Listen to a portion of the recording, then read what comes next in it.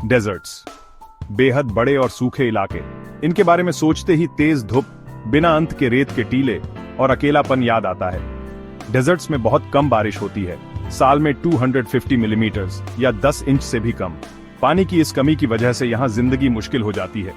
यहाँ का तापमान बड़ा अजीब होता है, कभी तो बहुत ज्यादा गर्मी और कभी रात को अचानक से ठंड। डेजर्ट्स हमें खाली खाली लग सकते हैं, लेकिन यहाँ भी जिंदगी है। यहाँ के पौधे और जानवर इस मुश्किल वातावरण में रहने के लिए ढल गए हैं। चाहे वो नुकीले कैक्टस हों या छिपने वाला फेनिक फॉक्स, जिंदगी अपना रास्ता ढूंढ ही लेती है। लेकिन यहाँ सिर्फ जिंदा रहने की ही बात नहीं है, इन जगहों की अपनी एक अलग ही खूबसूरती है। रेगिस्तान का सन्नाटा बहुत गहरा होता है, रात को तारों से भरा आसमान देखने लायक होता है। डेजर्ट्स हमें दिखाते हैं कि जिंदगी कितनी मजबूत होती है। ऐसा नहीं है कि सभी डेजर्ट्स में सिर्फ धूप ही धूप होती है। ये दो तरह के होते हैं, हॉट डेजर्ट्स और कोल्ड डेजर्ट्स। दोनों ही सूखे होते हैं, लेकिन उनका मौसम एक दूसरे से बहुत अलग होता है।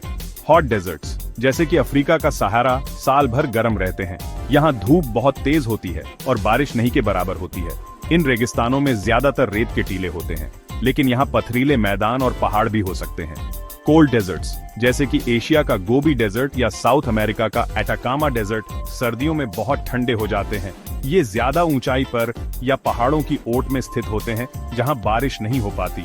हालांकि यहाँ भी बहुत कम बारिश होती है, लेकिन इन रेगिस्तानों में बर्फबारी भी होती है। इन सब अंतरों के बावजूद हॉट और कोल्ड डेजर्ट्स में एक बात समान है, पानी की कमी। यही कमी यहाँ रहने वाले पौधों, जानवरों और इंसानों की जिंदगी को ढालती है। सहारा डेजर्ट, जो कि दुनिया का सबसे बड़ा हॉट डेजर्ट है, पूरे उत्तरी अफ्रीका में रेत के एक विशाल सागर की तरह फैला हुआ है। यह 9 मिलियन वर्ग किलोमीटर या 3.6 मिलियन स्क्वायर माइल्स में फैला हुआ है, जो कि पूरे अमेरिका से भी बड़ा है। सहारा के बारे में सोचते ही जहन में अनंत रेत के टीलों की तस्वीर उभरती है, लेकिन यह एक आश्चर्यजनक रूप से विविध भूदृश्य है। जबकि सहारा के कुछ हिस्सों में रेत के टीले ही टीले हैं, लेकिन यहाँ कंकड़ के मैदान, पथरीले पहाड़ और यहाँ तक कि पर्वत श्रृंखलाएं भी हैं। चैड में टिबेस्टी माउंटेन्स और अल्जीरिया में अहैगर माउंटेन्स की ऊंचाई 3000 मीटर या 9800 फीट से भी ज्यादा है। ये पहाड़ सहारा में होने वाली थोड़ी सी बारिश को भी रोक लेते हैं, जिससे यहाँ जिंदगी के कुछ छोटे छोटे ठिकाने बन गए हैं। सहारा का मौसम बहुत कठोर है। दिन में तापमान 50 डिग्री सेल्सियस या 122 डिग्री फ़ारेनहाइट से भी ज्यादा हो सकता है। रात में रेगिस्तान तेजी से ठंडा हो जाता है और तापमान अक्सर 0 डिग्री से नीचे चला जाता है। बारिश बहुत कम और अनिश्चित होती है। कुछ इलाकों में तो सालों तक एक बूंद बारिश नहीं होती।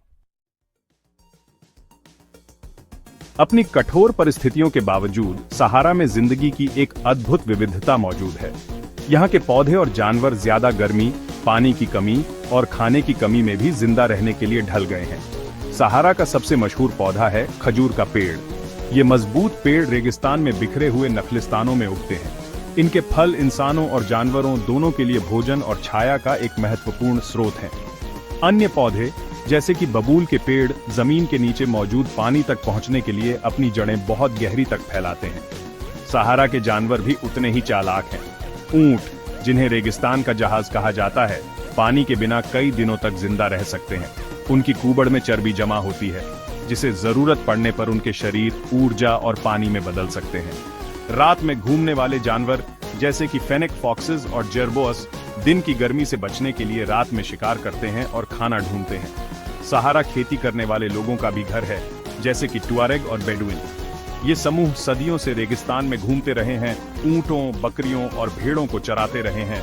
उन्होंने रेगिस्तान के संसाधनों के बारे में गहरा ज्ञान हासिल कर लिया है और तारों की मदद से रास्ता ढूंढते हैं। स्नोवाले की ऊंचाई पर कराकोरम और ज़ांस्कार की ऊंची पर्वत श्रृंखलाओं के बीच स्थित है लद्दाख, जिसे लैंड ऑफ हाई पैसेस भी कहा जाता है। उत्तरी भारत का यह ठंडा रेगिस्तान बेहद खूबसूरत और अद्भुत नजारों वाला है। लद्दाख एक ऊंचाई पर स्थित रेगिस्तान है, जो 3000 मीटर या 9800 फीट से भी ज्यादा ऊंचाई पर स्थित है। ऊंची चोटियों से घिरे होने के कारण यहाँ बहुत कम बारिश होती है, क्योंकि स्नोवाले मानसून की हवाओं को रोक देता है। यहाँ की हवा पतली और शुष्क है और दिन और रात के तापमान में बहुत अंतर होता है। लद्दाख का दृश्य बेहद खूबसूरत है। साफ नीले आकाश की पृष्ठभूमि में ऊंचे ऊंचे पहाड़ दिखाई देते हैं। प्राचीन नदियों द्वारा बनाई गई गहरी घाटियां ऊबड़ खाबड़ जमीन को काटती हुई निकलती है। सिंधु नदी, जो लद्दाख की जीवन रेखा है, इस क्षेत्र से होकर बहती है। इसका नीला पानी सूखे इलाकों से बिल्कुल अलग दिखाई देता है। अपने कठोर वातावरण के बावजूद लद्दाख में एक अनोखा पारिस्थितिकी तंत्र है। हिमतेंदुआ, टिबेटन वाइल्ड एस और हिमालयन मार्मट जैसे जानवर यहाँ की ज्यादा ठंड और वनस्पति की कमी में भी जिंदा रहने के लिए ढल गए हैं। यह क्षेत्र प्रवासी पक्षियों के लिए भी एक सुरक्षित स्थान है, जो गर्मियों के महीनों में यहाँ की झीलों और नम भूमि की ओर आते हैं। लद्दाख में जिंदगी इंसानों के साथ हंस को दर्शाती है। लद्दाख के लोग, जो ज्यादातर बौद्ध हैं, इस ऊंचाई वाले रेगिस्तान की चुनौतियों के साथ रहने के लिए ढल गए हैं। उनकी संस्कृति और परंपराएं उस कठोर वातावरण से जुड़ी हुई हैं, जिसे वे अपना घर कहते हैं। लद्दाख में खेती करना एक चुनौती है। यहाँ की फसल का समय छोटा होता है और बारिश की कमी के कारण यहाँ कुछ ही चीजें उगाई जा सकती हैं। जौ, कुत्तू और मटर यहाँ की मुख्य फसलें हैं। याक और झो, याक और गाय का संकर, परिवहन, दूध और ऊन के लिए बहुत जरूरी है। लद्दाख के घर ठंड को सहने के लिए बनाए जाते हैं। मोटी मिट्टी की दीवारें इंसुलेशन प्रदान करती हैं और सपाट छतों का इस्तेमाल फसलों को सुखाने और लकड़ी जमा करने के लिए किया जाता है। लोग ऊन और भेड़ की खाल से बने गर्म कपड़े पहनते हैं।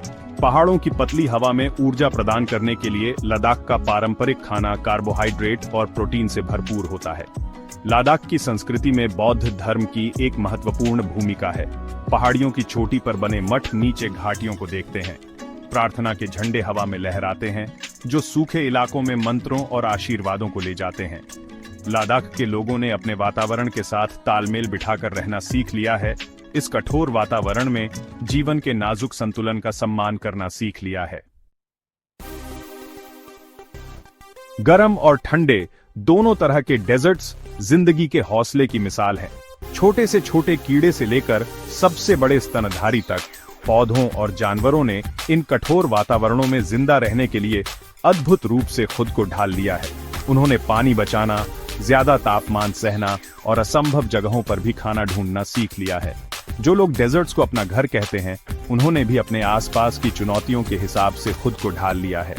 उनकी संस्कृति और परंपराएं इन सूखे इलाकों में जीवन के नाजुक संतुलन की गहरी समझ को दर्शाती है। उन्होंने प्रकृति के साथ तालमेल बिठाकर रहना सीख लिया है, इसके संसाधनों का सावधानी पूर्वक उपयोग करना और इसकी शक्ति का सम्मान करना सीख लिया है।